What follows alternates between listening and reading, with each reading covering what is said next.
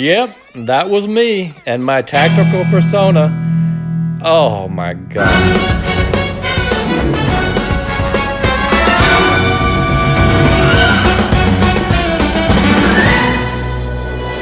Hi everybody, welcome back for another video. I want to talk today about something I'm seeing a lot, and I think it's partly derived from the marketing machine that is less lethal, and it is definitely revving up.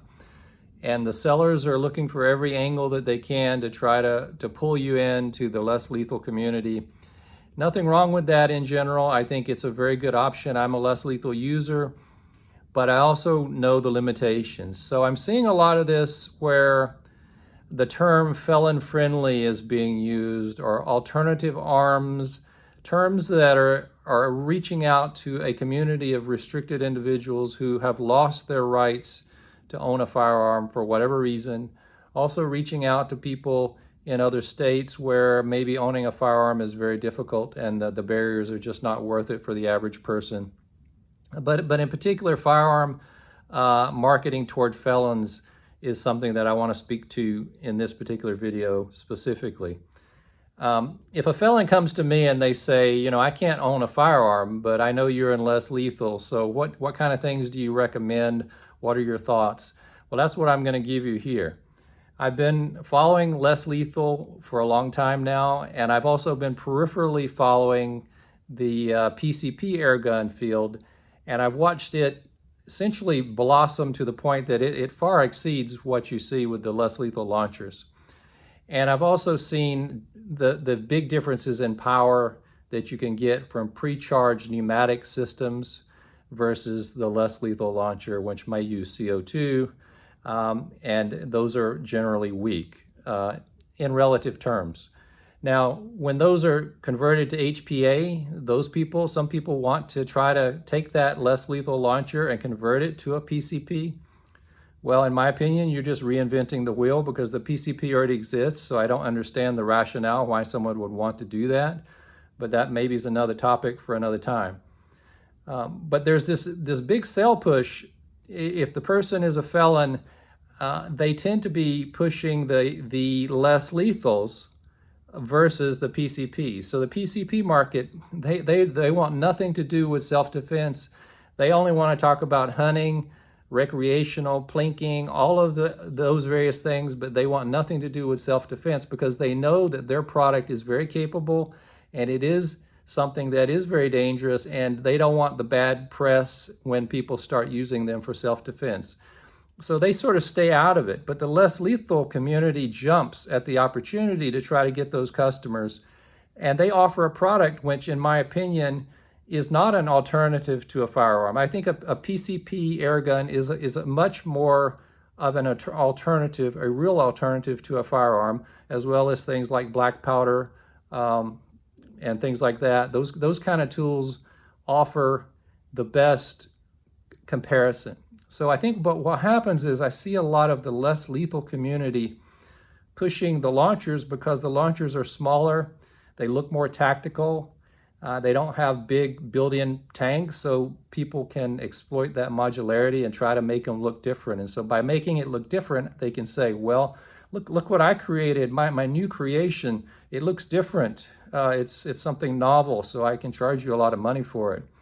But they also push this idea, and I don't really understand the concept of a tactical persona. I know Grimberg uses that term, but a tactical persona, in my opinion, with a less lethal launcher is essentially you're cosplaying people that are using real firearms. So you're essentially pretending that you have a real firearm, you're acting as if you are, you're carrying it the same way, and maybe even now with Byrna and Grimberg, we've got launchers that are small enough that you can actually carry them on body and go through the motions and prepare in similar ways. The problem is when you try to recruit in a felon or someone in, maybe they're new to the community and they say, yeah, this is great, I'll get it. But they don't really think it through. They don't think about the power differential. They don't think about what they're really going to use it for. The less lethal product and the less lethal market is a very distinct entity from self-defense and the market of people who really need something that can replace a firearm for lethal threats, because otherwise there's a big gap in between, and I talk about this all the time. Less lethal is only good up to so far, but if they have a knife, they have a bat, they have a firearm, if it's a group of people, if it's like just a big giant man versus a tiny woman, those are all where you need to go. You really need to go on into a lethal force if your life is really in danger.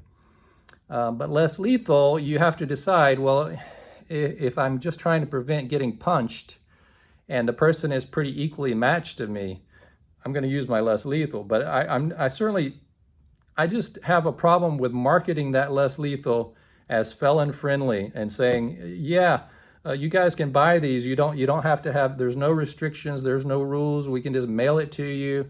And this is like the big savior. This is gonna make such a difference. I think that's being oversold.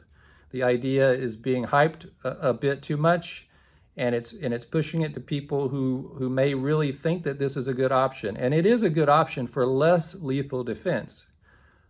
But there's lots of ways to do less lethal defense. It doesn't require a launcher. It does not require you generating a tactical persona. There's one really good reason why pepper spray is so popular among the firearm community, because it is the easiest, most practical, smallest, less lethal option there is. It's basically non-lethal unless the person has serious breathing issues. And so you really have to convince me that it's better than pepper spray for me to carry a less lethal launcher on body all the time. I'm certainly, I see people saying, and I talked about it in some recent videos, that less lethal launcher can be used not only for less lethal, but all you got to do is aim at different parts of the body, and now it suddenly can be used for a much wider range of things. That is a bit of an illusion. That is not really reality. You can't rely on those kind of shots. People don't rely on them in any recommendation, whether it's military, law enforcement. Headshots are only reserved for snipers with long rifles. They're in a steady position and they can home in on a target, but it's not for real life, real world scenarios.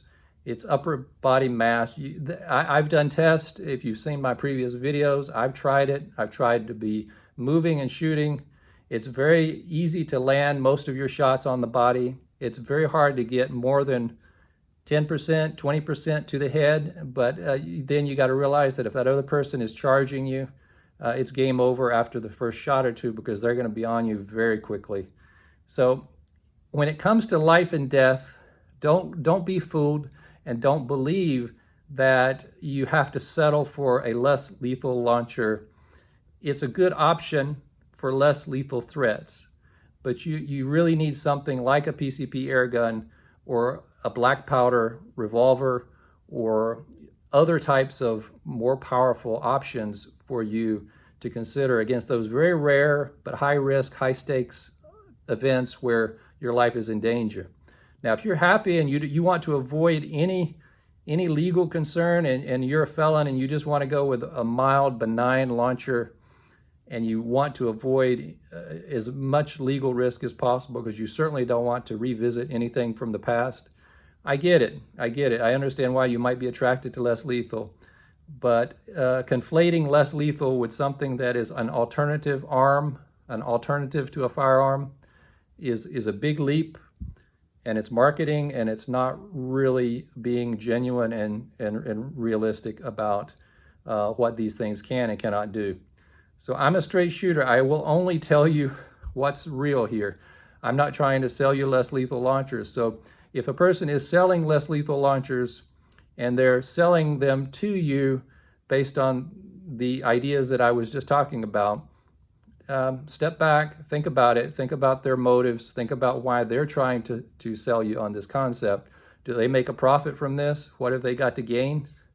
There's a lot of that going on in the community, and we need to just be open eyes, open mind, and realize that there's a lot of good to using a less lethal, but it's not the be all and end all. And I think we need to focus a little more on these PCP air guns. And I think they There's some great channels out there, and I'm going to be talking about a few guys who do PCP air guns, and you probably see a lot of those on Airgun Alley.